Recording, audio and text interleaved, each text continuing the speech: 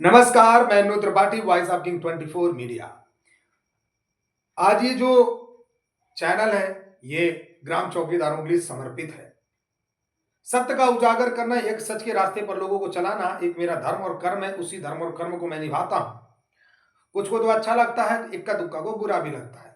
इक्का दुक्का को यदि बुरा लगता है तो उससे मुझे फर्क भी नहीं पड़ता। आज चौकीदारों के साथ किस तरह से शोषण करते हैं, चाहे वो थाना हो या कहीं से भी हो।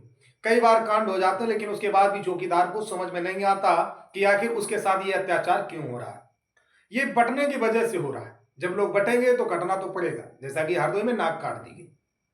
दूसरी बात मुद्दे की कर लेता हूं। इस समय लगातार मैं देख रहा हूं कि चौकीदार एकदम पागलों की तरह 16,000 20,000 की अफवाह में लगे पड़े हैं। उनको ऐसा लगता है कि 16,000 20,000 रुपए मुझे ही वेतन मिलने वाला है, जबकि ऐसा बिल्कुल भी नहीं है। एक बात कान खोल करके सुन लो, फिर कह रहा हूं, ऐसा बिल्कुल भी नहीं है, जिसकी मैं 100% पुष्टि करता हूं। यहां पर आपको ना 16,000 मिलेंगे और ना ही 20,000 मिलेंगे। आपको सिर्फ एक कार्ड मिलेगा, जो सिर्फ एक आपको लॉलीपॉप पकड़ाया है, ताकि चुनाव आ रहा है, आप हल्ला ना मचा सके। आपको एक कार्ड दे दिया, जो कि मोदी जी खुद दे रहे हैं। उसके बाद सरकार ने आपको दे दिया कि भाई साहब 5 लाख का आप इलाज करा सकते हैं। अब हर रोज तो कोई बीमार होगा नहीं, और यदि कोई बीमार हो भी गया कभी कभार, तो साल 2 साल में एक बार इलाज करा लिया, उसके बाद तो उसकी वैल्यू ही खत्म। खैर, मैं कार्ड की बात नहीं करूंगा। कार्ड की आप औकात जानते हैं कि कार्ड क्या है क्या नहीं है। मैं सरकार को ये कहूंगा कि मैं आपके कार्ड देने से मुझे कोई बुराई नहीं है। कार्ड आपने दिया, ठीक है, लोगों के स्वास्थ्य के लिए अच्छी बात है, लेकिन यहां पर कार्ड से किसी की आजीविका नहीं चल सकती। इस कार्ड से चौकीदार का परिवार पलेगा नहीं, इस कार्ड से चौकीदार बढ़ेगा नहीं। और जो लोग 16,000 और 20,000 की न्यूज फर्जी देख रहे हैं, फर्जी की कटिंग हमारे ग्रुपों में शेयर कर रहे हैं, मैं हाथ जोड़ के बोलता हूं कि ऐसी खबरें मेरे पास ना भेजें। जिस खबरों में कोई तथ्य नहीं होता है, जिसमें साफ तौर पर लिखा है, हिंदी में लिखा है, उसके बावजूद भी पढ़े लिखे अगर गंवार बनने की आप कोशिश कर रहे हैं, तो फिर मुझे लगता है कि फिर आपको कोई समझा नहीं सकता। उसमें साफ तौर पर लिखा है कि आउटसोर्सिंग कर्मचारी संविदा कर्मियों का, यानी कि 2 लाख को जो कर्मचारी हैं, उनका ये बढ़ाया जा रहा। जिन लोगों का 8-9 हजार 10,000 वेतन था, उनको ये 8वां वेतन की श्रेणी में ला रहे हैं। यहां पर आपका मानदेय कितना है? 2500 रुपया। इसमें अभी सरकार शांत पड़ी है, हो सकता है 5 मार्च तक आपको एक झुंझुना पकड़ा है, ऐसा भी हो सकता है। मैं आपको बहुत क्लियर बात कह रहा हूं, इस बात को समझ लो अच्छी तरह से। बिल्कुल भी गुमराह मत होइए। मैं बोल रहा हूं ना कि सिर्फ सरकार से लेके, नेताओं से लेके, अधिकारी से लेकर के, आपके लोग से लेकर सब आपको सिर्फ गुमराह करते हैं। उस गुमराह से आपको बचना पड़ेगा। 16,000 20,000 का मामला ये आपके अंतर्गत नहीं आता, इस बात को फिर से कह दे रहा हूं। इसलिए उसके पीछे मत भागिए। सरकार ये कर सकती है कि आप को लास्ट श्रेणी में हो सकता है 1,000 1,500 2,000 बढ़ा दे। क्यों? अगर अभी वो कर देंगे तो हो सकता है कि आप हल्ला गुल्ला करने लगे, इसलिए, या हो सकता है कि लास्ट में कुछ कर दे। ऐसा एक अनुमान है, लेकिन अभी क्लियर नहीं है। पहली चीज क्लियर समझ लो। इसलिए धरने का आयोजन किया जा रहा है, इसलिए अब एक मान सम्मान के लिए लड़ाई को लड़ा जा रहा है। यदि जरा सी भी इज्जत शर्म है, आपको लगता है कि नहीं मुझे जीतना है या मुझे कुछ करना है, मेरे लिए नहीं, मैं कोई प्रधानमंत्री नहीं हूं, मैं सबकी बात कर रहा हूं। सबको जिम्मेदार बनना पड़ेगा। एक एक आदमी 10-10 आदमी 20-20 आदमी को सिखाए, समझाए उसको कि बार बार नहीं, एक बार आर पार की लड़ाई हो, और सरकार से उसका जवाब मांगा जाए कि चौकीदार क्या जीवन भर गुलाम रहेगा। इस तरीके से यदि आप नहीं काम कर पाए, तो फिर ब्रह्मा विष्णु महेश भी अगर उतर के आएंगे तो आपकी जीत जीवन में नहीं हो सकती। इस बात को मान लो।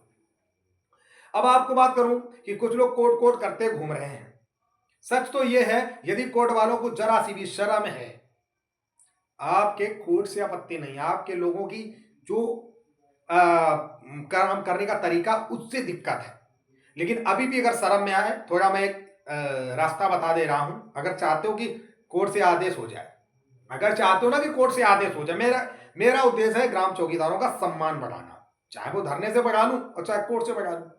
लास्ट और एंड फाइनल एक ज्ञान दे रहा हूं, अगर ये ज्ञान दिमाग में घुस जाए तो इसको फॉलो कर लेना। जितने लोगों ने कोर्ट कचहरी किया है, एक बात कान खोलकर सुन लेना। एक साथ मिल जाओ, एक साथ मिलकर के जो धरने का आयोजन हो रहा है, वहां पर हम आपके साथ खड़े होंगे। ये हमारा वादा है। मैं हुंकार वहां पर कोर्ट कचहरी की उठाऊंगा कि कोर्ट को भी सरकार नहीं मानती। कोर्ट में हमारे ग्राम प्रहरी गए हैं, आखिर वहां पर जज साहब को डर क्यों लग रहा है, तो हम जज के साथ खिलाफ बैठेंगे। क्यों नहीं जजमेंट आएगा? सब कुछ हो सकता है।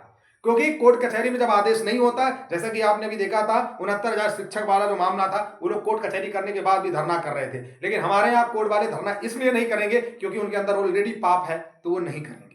यदि अगर सच में पाप नहीं है, आप चौकीदारों को साबित करना चाहते हो, तो आपसे हाथ जोड़ करके निवेदन करूंगा, क्योंकि आप हमारे कोई दुश्मन नहीं है। आपको एक रास्ता बता रहा हूं, एक आपको दिशा दे रहा हूं, ठीक है ना। उस दिशा और रास्ते पे चल के देखो, रिजल्ट तुम्हारे हाथ में होगा, अगर जरा सा भी शरण है। तो जितने भी कोर्ट कचहरी वाले हैं, उनसे निवेदन करूंगा कि अगर आप खड़े होना चाहते हैं तो आप हमें पहले ही डिटेल भेज दें, ताकि वो पूरा मैनिफेस्टो मैं तैयार कर लूं और आपको, आप में से जो भी एक दो लोग मुखिया बनना चाहें, उनको मुख्य रूप की धारा में लाकर उनको आगे मैं करूंगा, और आपके साथ मैं भी आवाज उठाऊंगा। आपके साथ जितना मीडिया, सोशल मीडिया होगा, उसे फैलाऊंगा और सरकार अन्य लोगों से यही बात करूंगा कि आखिर ऐसी क्या मजबूरी है जो जजमेंट नहीं लाया जा रहा है, कोर्ट कचहरी को भी नहीं सुना जा रहा है, धरने को भी नहीं सुना जा रहा है। जब इन दो मुद्दों में सरकार को घेरा जाएगा तो आसानी से आपको जीत मिल जाएगी, चाहे कोर्ट से मिल जाए या इससे मिल जाए।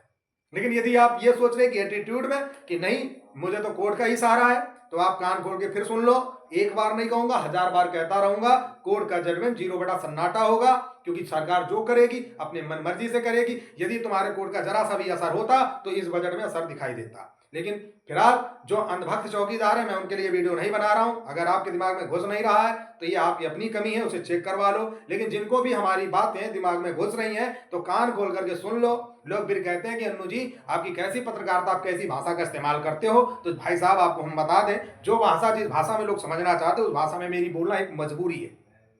इसलिए यदि हमारी बातों को समझ पा रहे हो तो फिर से एक सही रास्ते पे चलना स्टार्ट हो जाओ, और 15 मई को जो धरना रखा जा रहा उसी में सभी एक हो जाओ। रिजल्ट तुम्हारे हाथ में आएगा।